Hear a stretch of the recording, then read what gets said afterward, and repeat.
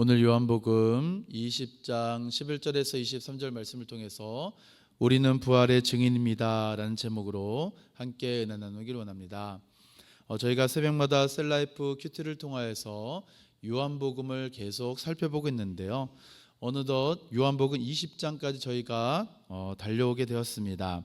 요한복음 20장은 우리가 지난 시간과 동일하게 부활장으로 우리가 알고 있고, 또 우리가 말씀을 통하여 살펴보았듯이 우리 부활하신 예수님, 오늘 본문을 통하여 마리아를 만나주시고 또 제자들을 만나사 그들에게 성령을 주시고 다시 잃어버렸고 두려웠던 그들의 삶 속에 사명을 회복시켜 주시는 우리 본문을 오늘 만나게 됩니다. 그래서 저는 오늘 본문을 처음 읽고 난 후에 이렇게 마리아와 제자들이, 마리아는 울면서 예수님을 찾았고 제자들은 두려운 마음으로 문을 걸어 잠그고 있었지만 그들 가운데 예수님을 만났을 때 기뻐하는 표정이 참 인상이 깊었습니다. 부활하신 예수님을 만난 이들의 기쁨, 오늘 나에게는 어떻게 있을까라는 이러한 생각을 가지게 되었는데요, 우리 사랑하는 성도 여러분, 우리가 맨 처음 불렀던 찬송이죠. 구주를 생각만 하면 이렇게 좋거든. 이러한 마음이 우리의 삶 속에 계속 회복되기 위해서는 오늘 본문에서 예수님을 만난 마리아와 제자들 같이 우리의 마음속에 성령의 충만함으로 주님만 생각하면 이렇게 좋거든이라는 이러한 고백이 날마다 회복되어지는 우리 사랑하는 모든 성도들 되길 소망합니다. 두 번째로 본문에 나타난 인물, 사건, 장소는 본문과 어떠한 관계를 맺고 있을까라는 것인데요, 오늘 본문은 예수님의 이 부활의 역사적 사실성의 그 중요성을 우리들에게 가르쳐주고 있습니다. 이 빈 무덤, 누군가가 예수님의 시체를 가져갔을까라고 의심하고 걱정하였던 마리아에게 예수님은 부활하셔서 그 마리아를 만나주셨습니다. 그 빈 무덤이 바로 부활의 역사적인 사실이고 증거입니다. 또 하나는 문을 걸어 잠그어서 두려워했던 제자들에게 우리 예수님은 찾아오십니다. 그리고 더 이상 제자들에게 제자라라고 말씀하지 아니하시고 오늘 본문 17절 말씀같이 나의 형제들이라고 이야기합니다.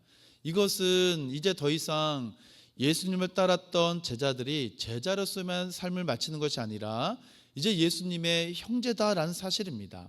이것은 예수님께서 십자가에서 죽으시고 부활하심을 통하여서 이제 모든 사망 권세를 이기시고 그를 믿는 모든 자에게 이제 예수님이 내 아버지라고 불렀던 그 하나님을 너희의 아버지라고 부르게 하시고 너의 하나님이라 불렀던 하나님을 너희의 하나님이라 부를 수 있도록 구원의 은혜와 확신을 다시 한번 제자들에게 상기시켜 주셔서 더 이상 이제 두려움에 떨는 것이 아니라 이제 맡겨주신 사명을 따라 천국 백성의 사명을 능히 감당할 수 있도록 예수님은 부활하셔서 제자들에게 힘과 능력을 주시는 말씀이 오늘 본문의 말씀이죠. 그래서 예수님은 제자들에게 성령을 받으라 라고 이야기하신 것입니다.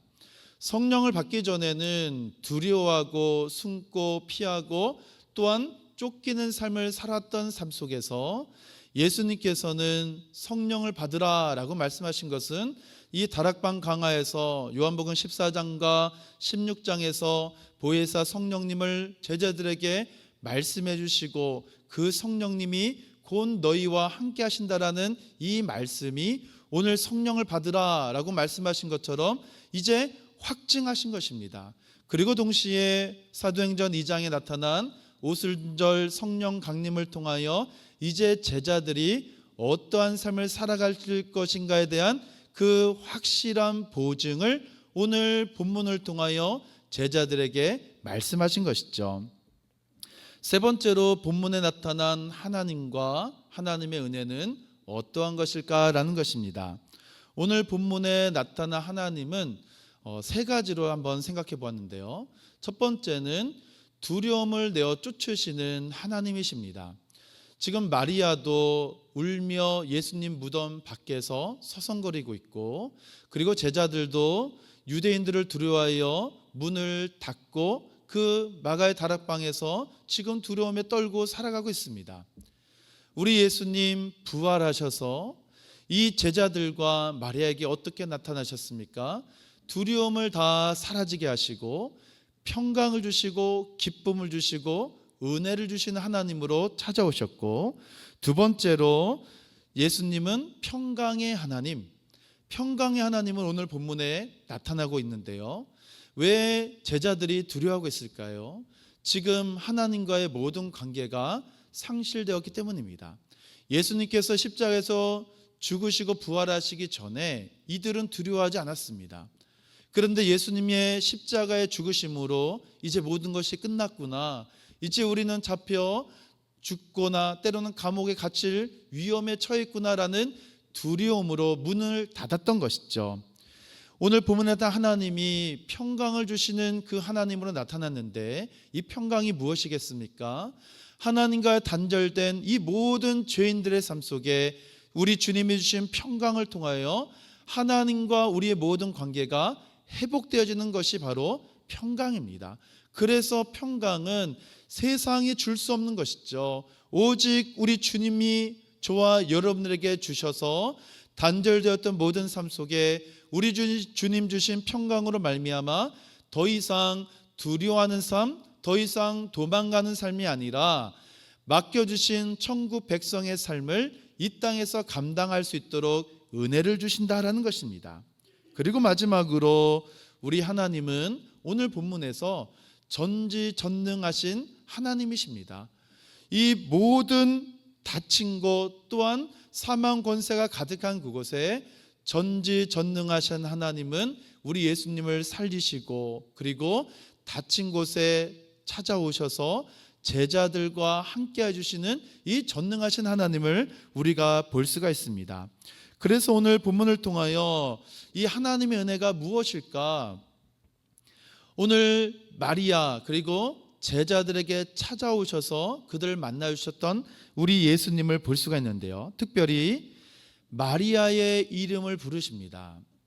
이 예수님의 시체가 옮겨진 것을 보고 슬퍼하게 울었던 이 마리아의 이름을 불러주시면서 이 마리아가 예수님의 음성을 듣고 라보니라고 예수님을 보게 되는 것이죠. 이것이 저와 여러분 삶 속에 얼마나 큰 은혜가 되는지 모릅니다. 또한 제자들을 형제다라고 불러주시는 예수님의 은혜, 이 사망 권세를 이기시고 부활하신 예수님의 음성을 듣고 그 예수님을 믿는 모든 자에게 우리 주님은 천국 백성의 삶, 그리고 저와 여러분을 하나님의 가족, 영적인 가족으로 우리를 불러주시는 것이, 이것이 가장 큰 은혜다라는 것입니다. 왜요?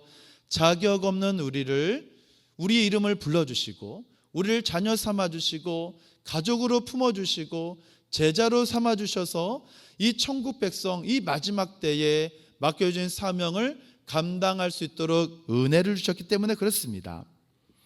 그렇기 때문에 오늘 본문을 통하여 우리는 무엇을 우리의 삶 속에 적용해 볼 수 있을까라는 것이죠. 첫 번째로 우리 예수님은 살아계십니다라는 것이죠. 우리 예수님은 사망 권세에 이기시고 지금도 살아계십니다. 예수님의 부활을 처음 알지 못하였던 마리아 그리고 제자들, 예수님이 다시 살아날 것이다 라고 어느 누구도 믿지 아니하였습니다. 그래서 마리아는 무덤 밖에서 울고 서서 있습니다. 천사들이 왜 우냐고 물었을 때 지금 내 주님을 옮겨다가 어디에 뒀는지 가르쳐 달라고 울고 있습니다. 예수님께서 공생의 기간 동안 몇 번이나 예수님의 죽으심과 부활을 제자들에게 말씀해 주셨습니까? 그러나 이 예수님의 부활을 그들은 믿지 않았다라는 것입니다. 예수님의 십자가 죽으심과 이 부활을 한 귀로 듣고 한 귀로 흘러들었다라는 사실입니다. 사랑하는 성도 여러분, 예수님은 다시 살아나셨습니다. 예수님 밖에 있을 때는 어느 누구도 예수님의 부활을 믿지 않았지만 무덤 안을 들여다보니 이 빈 무덤을 통하여서 우리 예수님의 다시 살아나심을 우리가 믿고 바라볼 수밖에 없다라는 사실이죠. 예수님 말씀하신 그대로 3일 만에 부활하셨다라는 것입니다. 그렇기 때문에 예수님의 부활을 믿는 모든 자는 더 이상 슬퍼하거나 더 이상 두려워하거나 더 이상 슬퍼하며 좌절하거나 또한 예수님 밖에서 서성거릴 이유가 전혀 없다는 사실입니다.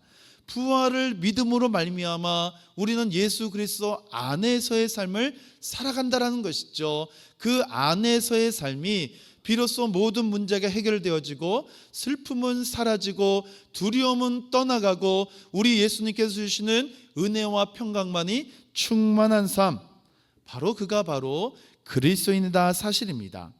두 번째로 이 예수님의 부활을 믿는 모든 자는 예수님의 부활을 전해야 되는 사명이 주어졌다는 사실이죠.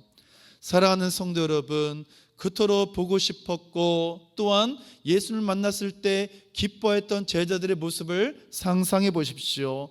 예수를 만난 것 그 하나로 이 제자들과 마리아는 얼마나 기뻐했습니까? 그런데 이 기쁨도 잠시 예수님은 무엇을 부탁하실까요? 다시 전하라라는 것입니다. 예수 그리스도의 십자가의 죽으심과 그 부활의 승리를 전하라라는 것입니다. 이것이 무엇일까요? 저와 여러분의 사명입니다. 생명을 주신 그 하나님을 전하는 것, 그래서 예수님은 제자들에게 성령을 받으라 라고 말씀하신 것입니다.